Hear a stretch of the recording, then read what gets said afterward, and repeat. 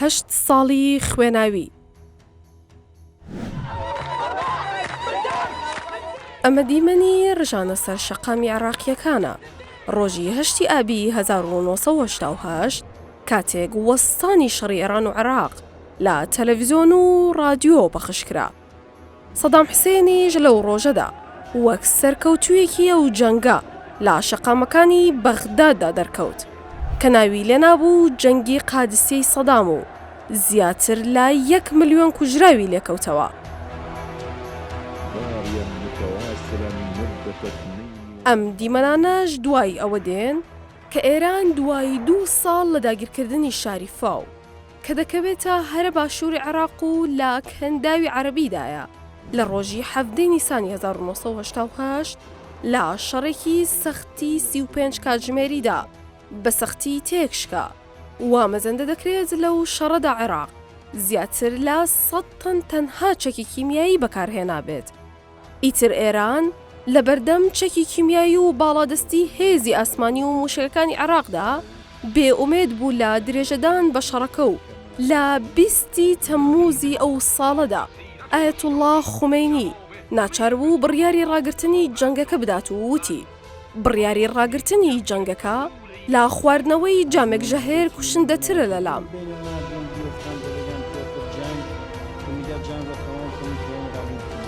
ئەو جەنگە خوێناویە کە درێژترین جەنگی سەدەی 20ەمە لە 22 ئەیلولی 1970 بە هێرشی عێراق بۆ سەر ناوچەکانی ڕۆژئاوای ئێران و داگیرکردنیان دەستی پێکرد. پێش هەڵگیرساندنی جەنگی نێوان هەردوو وڵات عێراق لە ڕووی ئابووریەوە گەشەیەکی زۆری کردبوو. ڕژێمی بەحسی دەسەڵاتداریش توانی بووی تا ڕادەیەک بەسەر هێز و کێشە ناوخۆیەکاندا زاڵ ببێت. لەم دۆخەدا 2 کێشەی لەگەڵ ئێراندا هەبوو. یەکەمیان ڕێکەوتن نامەی جەزایر بوو کە لە بەرامبەر پاڵپشتینەکردنی شای ئێران لە شۆڕشی کورد و هەرسپێهێنانی عێراق ئامادە بوو شەتول عەرەب بدات بە ئێران.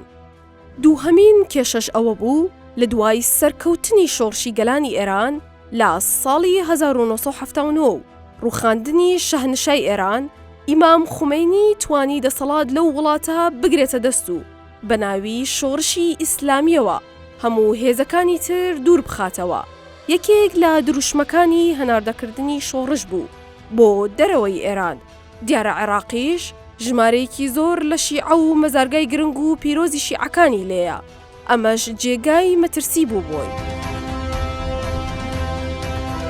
هەر بۆیە لە 7 ئەیلول واتە 5 ڕۆژ پێش دەستپێکردنی هێرشەکانی عێراق بۆ سەر خاکی ئێران سەدام حوسێن ڕایگەیاند کە عێراق ڕێکەوتنامەی جەزایری هەڵوەشاندۆتەوە و پابند نابێت پێیەوە.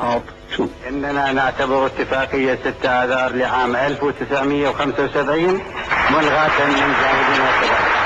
لەو کاتەدا کۆماری ئیسلامی ئێران نەیتوانی بوو پایەکانی خۆی قایم بکات و سوپایەکی تۆکمەی هەبێت بۆ بەرەنگاربوونەوەی عێراق. عێراق هێرشی بۆ سەرخاکی ئێران دەست پێ کرد. توانی لە ماوەیەکی کەمدا دەست بەسەر چەندین شار و شارۆچکەی ئێراندا بگرێت. دواتر ئێران توانی ئەو ناوچانە بگرێتەوە. بۆ ماوەی 8 ساڵ لە ناوچە سنوورەکانی هەردوو وڵات جەنگەکە بەردەوام بوو. هەردوو وڵاتی لە ڕووی ئابووریەوە شەکەت کرد. ئەمەش هۆکارێک دەبێت تا دوای 2 ساڵ عێراق کوێی داگیر بکات.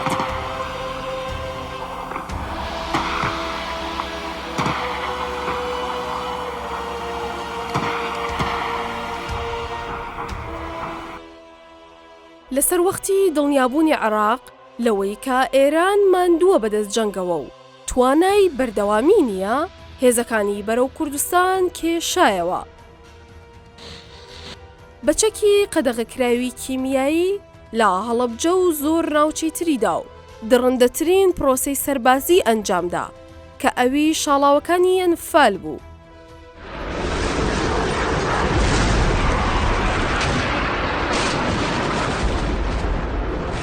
دوای 8 ساڵ جەنگ کۆتایی هات کە لە سەرباز و سڤیل زیاتر لە 1 ملیۆن کوژراوە و 2 هێندەش برینداری هەبوو. زیانی شەڕەکەش بە 400 ملیار دۆلار مەزەندە دەکرێت بەبێ ئەوەی جەنگەکە هیچ گۆڕانکاریەک لە سنووری دوو وڵاتەکەدا بکات. یاخود قەرەبووی هیچ لایەنێکی شەڕەکە بکرێتەوە.